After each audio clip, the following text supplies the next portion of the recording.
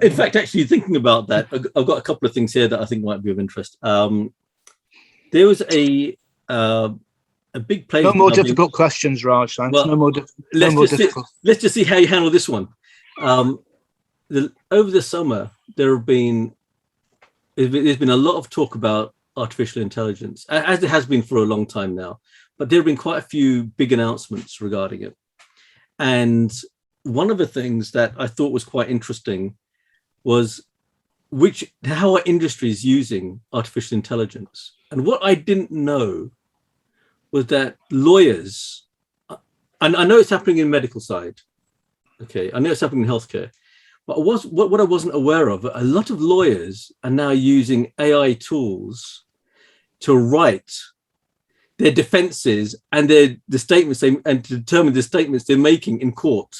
So the question arose, there was an article where the question arose, would you allow a robot to defend you? If at the end of the day, all the lawyer's doing is saying what the robot would say, okay? It's wonderful because it's opened up a whole new batch of lawyer jokes. Which is great. Exactly. However, taking it one step further and applying it to hospitality, how would you feel if instead of being met by a person, you were met by a robot? Yeah, I mean, it would be. I think it depends on generation. I'm old, and I would prefer, and I respect and like a certain degree of service in what is fundamentally a service sector with hospitality, or at least with accommodation. And I would prefer to be met by a person, but I'm very, very comfortable if somebody were to say, yeah, but you're old, and young people, they book online, hanging upside down from the ceiling on the telephone. They don't need a person. They'll check themselves in. And I think that's probably the way the world is going until service is reinvented at some point, which it will be by some bright spark that thinks they've just come out with something new. It'll just go around in circles, I think.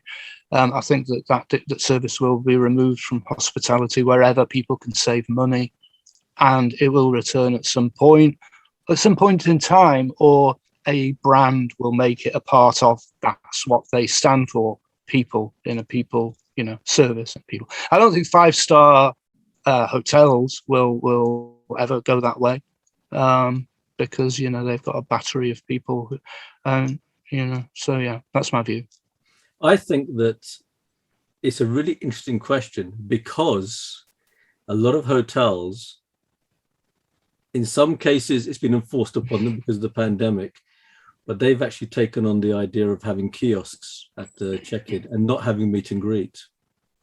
Okay, so you go there, you use a kiosk to check in, a kiosk to check out. But I don't think a robot will work. And I think a real robot won't work because, and again, it's going to be by country and by culture. I think in some cultures, a robot may actually work. Okay. Japan. Possibly Japan. I think they've got them.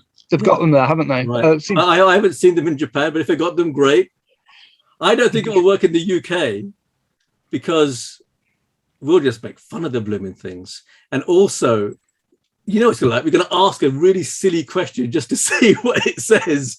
And I think that element, and the worst part of it is when we get angry, we tend to be quite reserved in some respects. We keep the anger inside. But you gauge it when you're meeting somebody and you know that they've had a hard time getting to where you are. I mean, can you imagine treating every guest with the same hello? A guy who just has had an easy journey there, fine. Person who's had a nightmare journey there does not want to be greeted exactly the same way. So that gauging of what a person's like, just sensing what they've been through to get to the hotel, I don't think a robot's going to be able to do that. Unless it's got a sort of measure your temperature and think, oh my God, he's boiling, and it's freezing outside. He's really angry.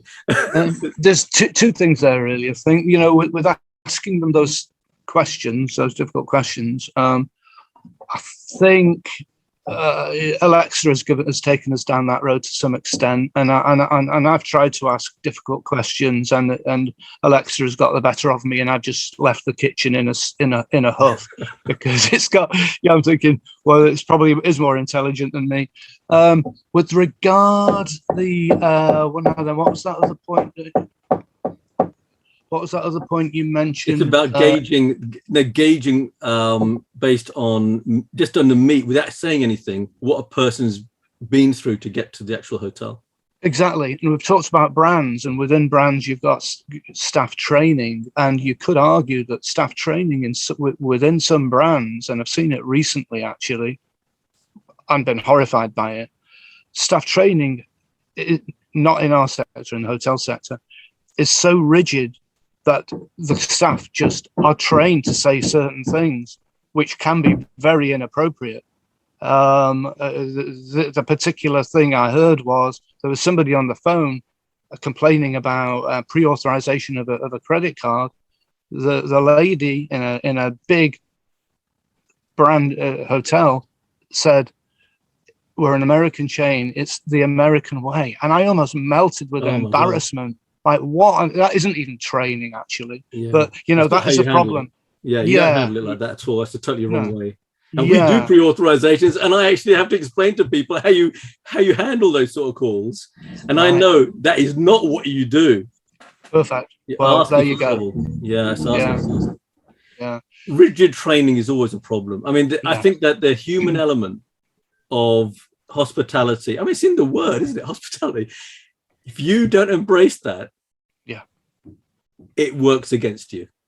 Yeah. It just works against you. And going back to the first point I made, number one metric was reputation.